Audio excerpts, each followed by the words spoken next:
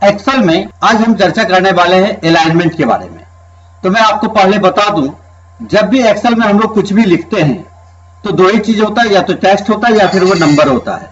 यदि कोई भी टेक्स्ट लिखते हैं तो उसका अलाइनमेंट होता है लेफ्ट, और यहीं पे अगर हम कोई नंबर लिखते हैं तो उसका अलाइनमेंट हो जाता है राइट।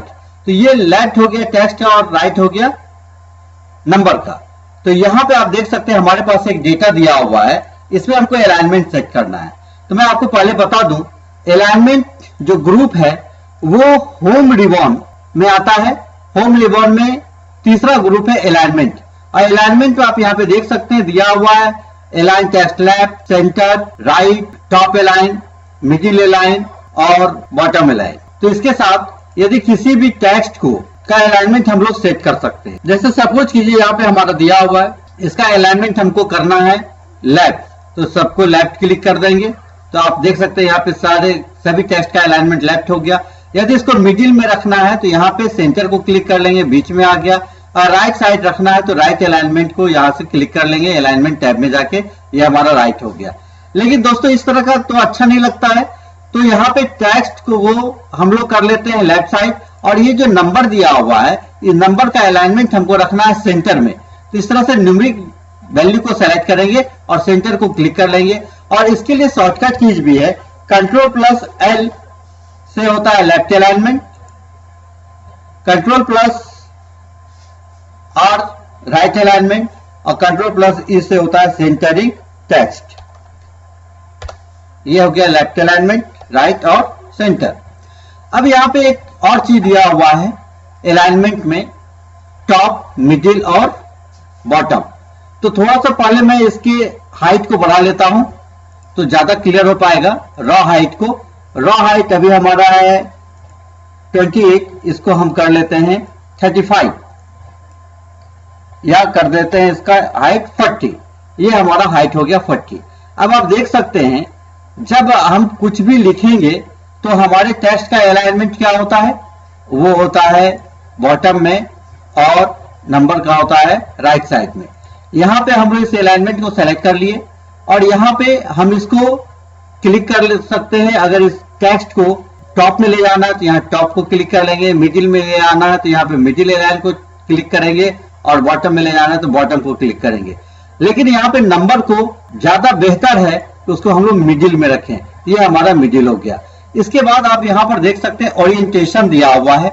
ओरिएंटेशन आप पहले भी देख चुके होंगे, लेकिन यहाँ का ओरिएंटेशन थोड़ा सा चेंज है। ये जो ओरिएंटेशन है इसमें जो हमारा टेक्स्ट लिखा हुआ है इसके डायरेक्शन को हम लोग चेंज कर सकते हैं। तो जिसका भी डायरेक्शन चेंज करना हो सबसे पहले उसको सेलेक्ट कर लेंगे, ओरिएंटेशन को क्लिक करेंगे, और यहाँ पे आपको ऑप्शन मिलता है angle counter clockwise, angle clockwise, vertical, rotate text up, rotate text down, format cell alignment. तो यहाँ पे एक टेक्स्ट लिखा हुआ लक्स, तो लक्स में मैं करके दिखा रहा हूं। यहाँ पे कर देते हैं अलाइन काउंटर क्लॉकवाइज, तो आप देख सकते हैं ये हमारा घूम गया। फिर इसी में यदि हमको चेंज करना है एंगल क्लॉकवाइज, तो आप देख सकते हैं ये हमारा क्लॉकवाइज हो गया। चूंकि ये जगह कम था तो इसलिए पूरा दिख नहीं रहा है। फिर यदि यहां से हमको लेना है वर्टिकल, तो इस तरह से क्लिक करके वर्टिकल भी हम अलाइनमेंट इसका ले सकते हैं। लक्स वर्टिकल आ गया। फिर इसको क्लिक करते हैं, रोटेट टेक्स्ट अप को क्लिक कर लेते हैं तो इस तरह से अप हो जाएगा। फिर यहीं पे आके रोटेट टेक्स्ट डाउन को क्लिक करते हैं तो ये डाउन हो जाता है, और इस तरह से हम लोग अलाइनमेंट सेट कर सकते हैं। इतना ही नहीं, अगर इससे भी बेहतर अलाइनमेंट चाहिए तो यहाँ पे फॉर्मेट सेल अलाइनमेंट दिया हुआ, इसको क्लिक कर लेंगे। क्लिक करने के बाद हमारे पास एक डायलॉग बॉक्स आ जाता है। ये डायलॉग बॉक्स हमारे लिए बहुत ज्यादा हेल्पफुल है। इसमें हम लोग +90 डिग्री से लेके -90 डिग्री तक, आप यहाँ पे देख सकते हैं, ये हो गया +90 डिग्री, ये हो गया -90 डिग्री, और ये हो गया 0। तो +90 डिग्री से लेके -90 डिग्री के बीच में कितने भी एंगल से हम इसको रोटेट कर सकते हैं। सपोज कीजिए हमें यहाँ पे 45 डिग्री करना है, तो यहाँ पे 45 पे लेंगे पॉइंटर को, और ओके बटन को क्लिक कर लेंगे। ये हमारा लक्स 45 डिग्री से रोटेट हो गया। तो इस तरह से यूं सबको भी सेलेक्ट कर सकते हैं। फिर आते हैं ओरिएंटेशन में, क्लिक किए, फॉर्मेट सेल अलाइनमेंट। अगर आपको जितना भी डिग्री मन गया, अगर मान लीजिए कि 30 डिग्री से करना है, 40 से करना है, 50 से करना है, या 60 से करना है, तो आप यहाँ पे 60 डिग्री से करना है तो 60 हम यहाँ पे लिख भी सकते हैं, और ओके बटन को क्लिक कर लेंगे। अब आप देख सकते हैं सेलेक्टेड सेल में जो टेक्स्ट हमारा लिखा हुआ था उसका अलाइनमेंट चेंज हो गया। ये तो चेंज हो गया, लेकिन इसमें महत्वपूर्ण ये भी है कि इसको फिर से हम वापस पहले कैसा कैसे कर सकते हैं। तो उसके लिए आप अंडू करेंगे, लेकिन अंडू करने की आवश्यकता नहीं है। तो फिर से इसी में आएंगे, अलाइनमेंट में फॉर्मेट सेल अलाइनमेंट को क्लिक करेंगे और यहाँ पे सेलेक्ट कर लेंगे 0 डिग्री।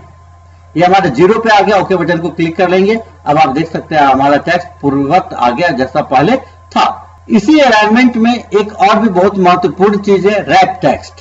तो अभी आप देख सकते हैं यहाँ पे हमारा जो भी टेक्स्ट लिखा हुआ है, total purchase, total stock in hand, ये बहुत बड़ा बड़ा सेल में लिखा हुआ है। यदि एक ही सेल में हमको कई लाइन लिखना है तो इस तरह से सेल को सेलेक्ट करके रैप टेक्स्ट को क्लिक कर लेंगे और रैप टेक्स्ट को क्लिक करने के साथ जैसे इसके साइज को हम छोटा करते हैं तो आप देख सकते हैं एक ही सेल में हमारा 3 लाइन में ये टेक्स्ट आ गया।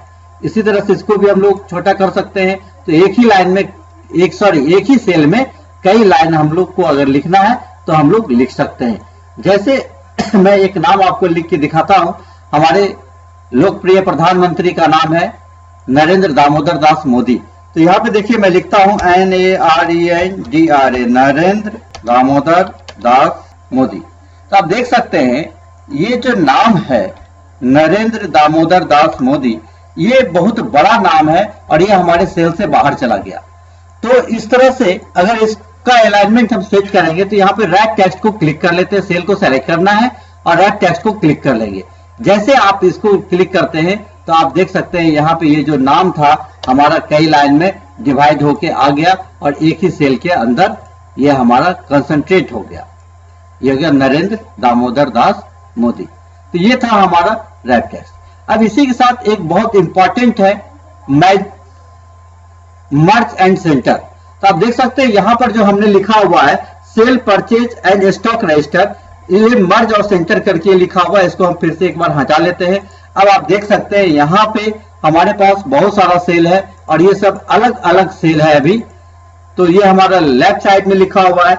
इसी टेक्स्ट को अगर हमको बीच में लिखना है, इस टेबल के बीच में, तो क्या करेंगे, इस सभी सेल को सेलेक्ट कर लेंगे और यहाँ पे मर्ज एंड सेंटर को क्लिक करेंगे। जैसे मर्ज एंड सेंटर को क्लिक किया आप देख सकते हैं cell purchase and stock register हमारा बीच में आ गया। तो दोस्तों इस तरह से आज के सेशन में हम लोगों ने जाना अलाइनमेंट के बारे में। तो अलाइनमेंट टॉप, मिडिल और बॉटम, फिर लेफ्ट, सेंटर और राइट, और ये था ओरिएंटेशन। फिर यहाँ पे हमने चर्चा किया रैप टेक्स्ट और मर्ज एंड सेंटर। तो निश्चित रूप से हमारा वीडियो आपको पसंद आया होगा। तो हमारे वीडियो को लाइक जरूर करें, कमेंट भी करें और अधिक से अधिक दोस्तों के साथ शेयर भी करें।